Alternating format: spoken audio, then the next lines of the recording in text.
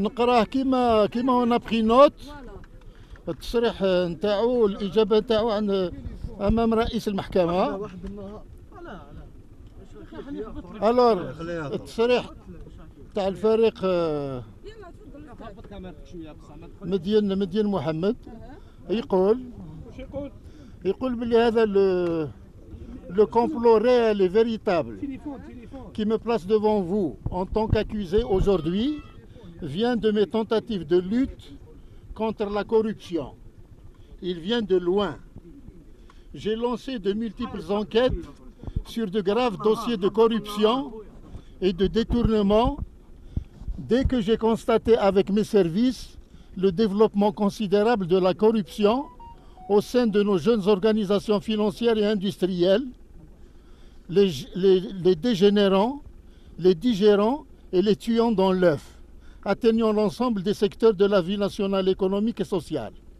Un développement criminel oligarchique d'une corruption vite mélangée avec la politique et l'exercice des missions des pouvoirs publics, voire le fonctionnement de l'État.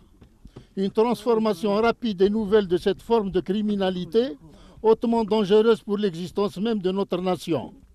Avec le nombre de gens mêlés aux affaires et au trafic véreux, les appétits ont grandi. La moindre entreprise spontanée, gracieusement financée, porte sur des chiffres que l'on n'a jamais osé imaginer. La soif de faire des affaires malhonnêtes et de les faire vite est devenue générale.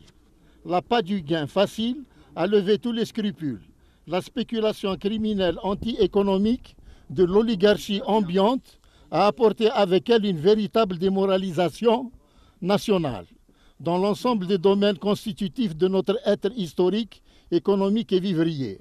Travail, création, patrie, honneur, honnêteté, tout cela est parti. Haine populaire de l'État complice des voleurs et des corrompus. Le profit, le gain ne dépendent plus de l'honnêteté et du travail, mais de la relation criminelle, de l'habileté criminelle à voler, à détourner. Oligarques, démarcheurs, intermédiaires, rabatteurs, publicistes financiers, politiciens financiers ont pullulé par génération spontanée à l'ombre de l'État corrompu et des oligarques avec leurs fausses grandes entreprises.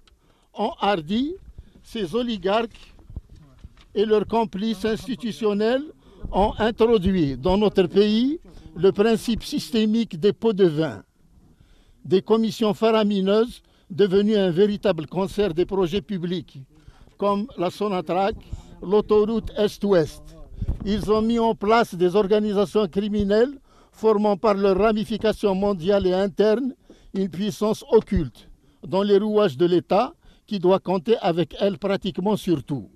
Ténébreusement, sournoisement, officiellement, tout un personnel institutionnel criminel et chaque jour plus nombreux avait étendu un habile réseau destiné à compromettre et corrompre les plus honnêtes de nos citoyens et de nos responsables.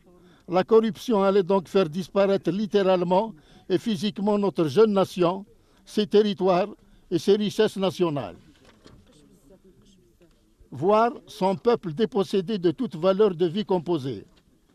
Je persiste à croire, malgré le mal fait à ma famille, à mes enfants, aux principes qui animent celles et ceux qui luttent contre la corruption destructrice, que mes initiatives d'enquête contre la grande corruption demeurent le fer de lance de mon devoir accompli, même s'il doit me coûter très cher, voire le prix de ma vie.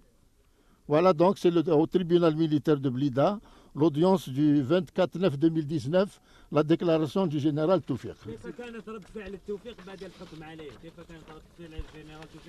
Ah,